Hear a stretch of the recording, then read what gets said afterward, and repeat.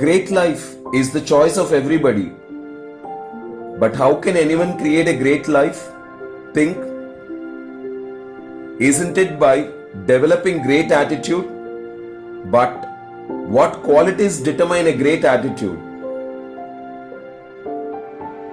The first quality would be getting problem ready. How many of us go before the Lord and ask to give a load of problems every day?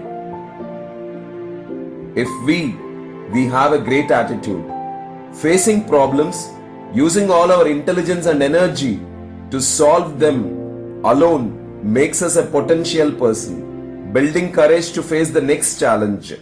And that is the way of life. Can we expect life without any challenges? Think.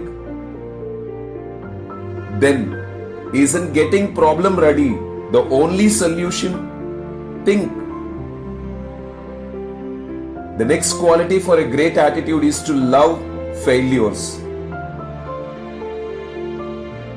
How many of us love to fail? Think. When do we fail?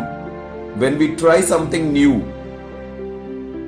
Aren't we wasting our time by doing the same thing that we can do again and again, gaining the same experience? What is the use of doing the same thing that we can again and again? We should always set bigger goals, create bigger aims, and face bigger challenges. Then alone we grow. Then alone we realize our potentials. So get ready to fail. Love failing, and failures alone teach us the lessons we don't know. The next quality for a great attitude is having courage to do mistakes. Did we learn anything in life without doing mistakes? Can we ever create greatness directly?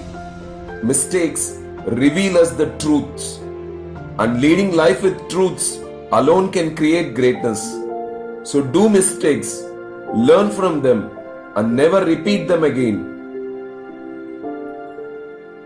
Another quality that creates a great attitude is thinking greatly even when nothing is going the way we want. As anyone can think great when everything is going good. But can we think positively or greatly when nothing is going right? If yes, that determines our great attitude. So be problem ready, love to fail, do mistakes, and think greatly when nothing is going the way we want.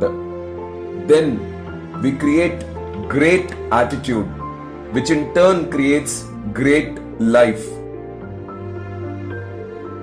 Let's experience the life of Rohini Nilekani, who reflects the attitude of greatness.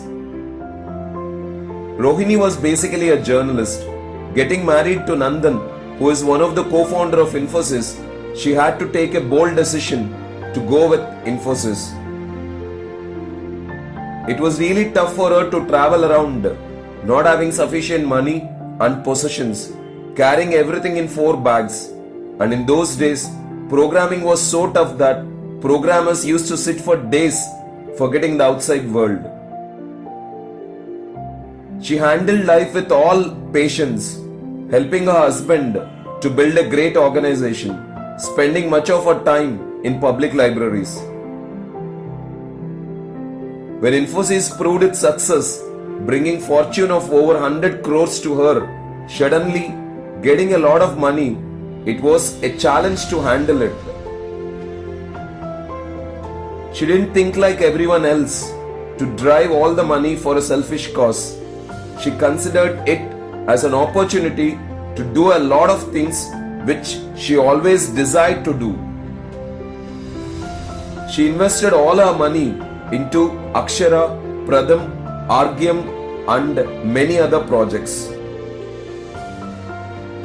Through Akshara Foundation, she is providing elementary education to millions, and through Pradham Books, a publisher of children books with a goal to reduce poverty in India, she has supplied millions of books freely to millions of children.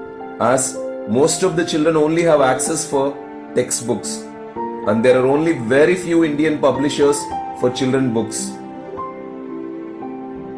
Through the project Argyam, after identifying the biggest challenge that India is facing with water, and with a great vision, she started this project and is helping in building the nation with surplus water. Through her project, she is building awareness on saving water and she is helping in the economic growth of the country.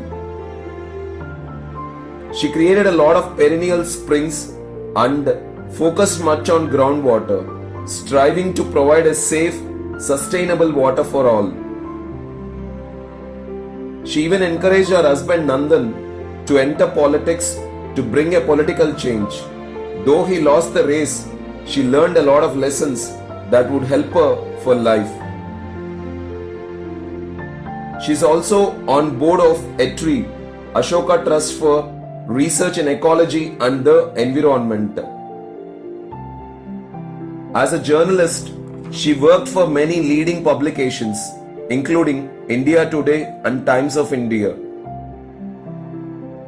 Along with Nandan, she donated half her wealth to philanthropy, signing off the Giving Pledge, a foundation started by Bill Gates and Warren Buffett. She is an author of many books. Her first novel is Stillborn. She wrote many children books. She created and hosted the television show Uncommon Ground for NDTV. How great this country would be having many more legends like her with wonderful attitudes. Would this kind of thinking contribute to great attitude? Never. Let's become one such legend. It's enough expecting someone to take the responsibility. Now, let's become one such leader, no alternate. And that is what great attitude is. Every day, in every way, life is getting better and better. Don't miss to be a part of Venus Skill Training Academy, as you can't miss life.